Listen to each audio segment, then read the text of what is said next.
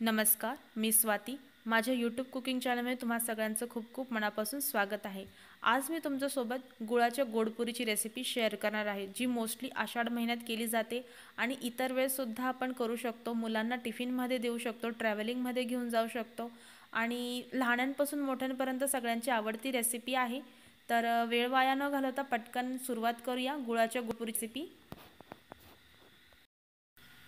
इथे मी 1 वाटी गूळ आणि 1 वाटी पाणी घेतलेलं आहे.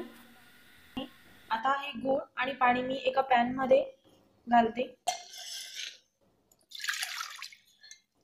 जेवढं गूळ तेवढंच पाणी घ्यायचं आणि हे गॅसवरती व्यवस्थित विरघळून घ्यायचं. आता हे गॅसवरती विरघळायला ठेवलेलं आहे गूळ मी, आणि विरघळूस तर कंटिन्यूअस ढवळत राहायचं. आणि जर तुम्हाला गोड जास्ती जर आवडत नसेल तर तुम्ही पाव वाटी पाणी जास्ती किंवा अर्धी वाटी पाणी जास्ती घालू शकता.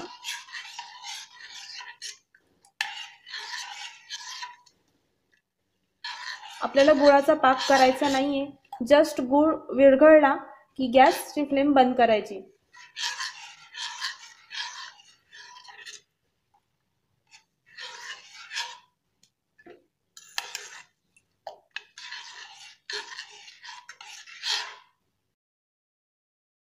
ठिकाणी तुम्ही पाहू शकता गूळ व्यवस्थित विरघळलेला आहे. आता गॅसची फ्लेम बंद करते मी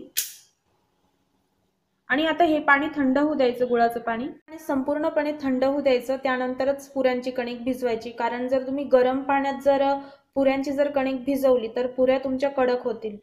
तर त्यामुळे तुम्ही पूर्ण थंड होऊ द्या पाणी, त्यानंतरच पुऱ्यांची कणिक भिजवा. 3 वाटी गव्हाचं पीठ घेतले अंदाजे, आणि त्यात मी थोडंसं चवीपुरतं मीठ घालते. त्यानंतर इथे मी 2 टेबलस्पून 0 नंबरचा रवा घेतलेला आहे. तुमच्याकडे जर जाड रवा असेल तर तो मिक्सरमध्ये व्यवस्थित बारीक करून घ्या. पुरी जास्त वेळ फुलून राहते आणि थोडी क्रिस्पी होते, तर त्यामुळे मी रवा घेतला आहे. आता यात मी तुपाचं मोहन घालते, तुम्ही तेलाचंही मोहन घालू शकता. साधारणतः अर्धी वाटी तुपाचं मोहन घेतलं मी. हे संपूर्ण व्यवस्थित मिक्सअप करून घ्यायचं.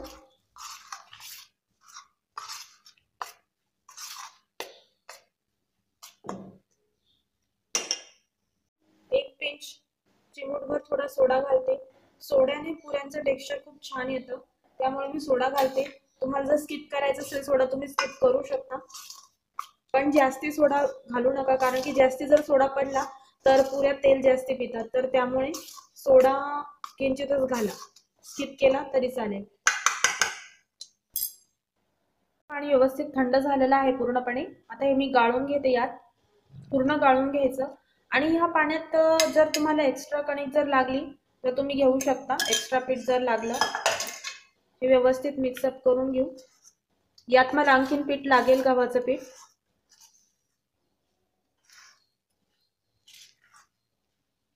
जास्ती घट्ट पण नाही भिजवायचं आणि जास्ती पातळ पण नाही भिजवायचं.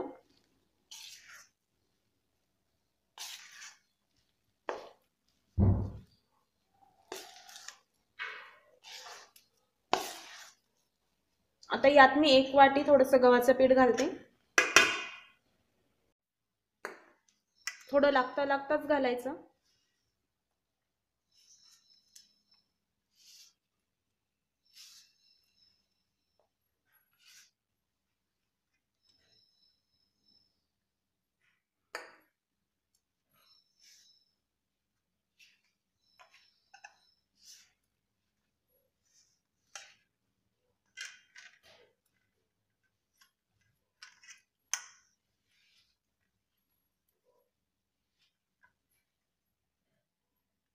एक वाटी संपूर्ण पीठ लागून गेलेलं आहे मला पीठ भिजवायला.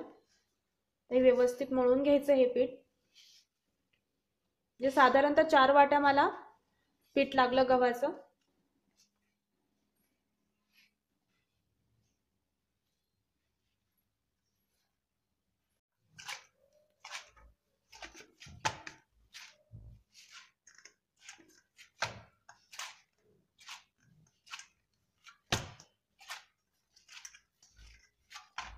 आता हे पीठ व्यवस्थित भिजून झालेलं आहे. आता हे कमीत कमी 1 तास किंवा अर्धा तास भिजत ठेवायचं, कारण की याच्यात आपण रवा घातलाय तर रवा व्यवस्थित भिजला गेला पाहिजे। तर हे पीठ मी अर्धा तास रेस्ट करायला ठेवते, त्यानंतर आपण पुऱ्या करायला घेऊया। अर्धा तास झाले आहे कणिक भिजून, आता आपण याच्या पुऱ्या करून घेऊ। थोडासा गोळा घेऊन मी व्यवस्थित मळून घेते तो पुऱ्या करण्यासाठी।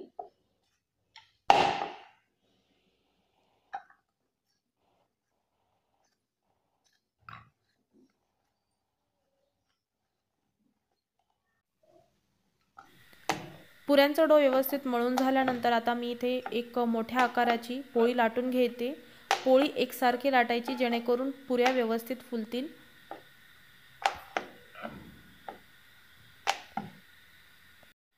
पोळी लाटून झालेली आहे, तुम्ही याची थिकनेस बघू शकता। आता आपण पुऱ्यांचा आकार देऊ। इथे मी ग्लासचा यूज करते, तुमच्याकडे जर कुकी कटर वगैरे असेल तुम्ही त्याचा सुद्धा यूज करू शकता, किंवा वाटीने सुद्धा तुम्ही पुऱ्यांचा आकार देऊ शकता।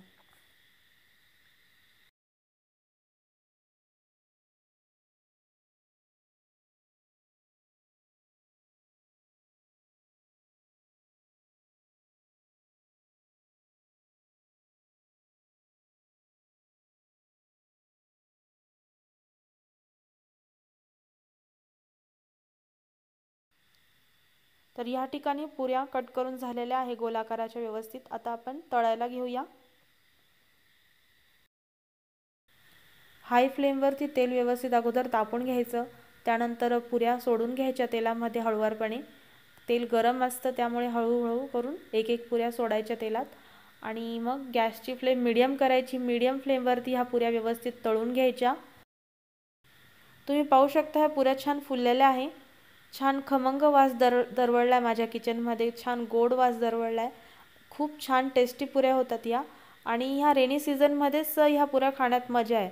त्यामुळे आषाढ महिन्यात ह्या पुऱ्या मोस्टली तळल्या जातात। आषाढ महिन्यात खूप पाऊस असतो, आणि महाराष्ट्रीयन लोक जास्ती तर आषाढ महिन्यात पुऱ्यांचा नैवेद्य देवीला दाखवतात।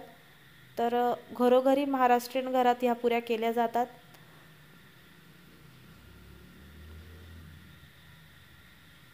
आणि ह्या पुऱ्या गुळाच्या असल्यामुळे असं लालसर रंग येतो ह्या पुऱ्यांचा, आणि कंटिन्युअस ढवळत राहणं त्यामुळे गरजेचं आहे, जेणेकरून जास्ती ब्राउनिश कलर येणार नाही।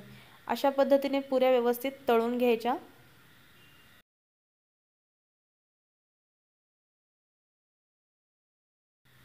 तर चला मग ह्याच पद्धतीने आपण दुसरी बॅच तळायला घेऊया।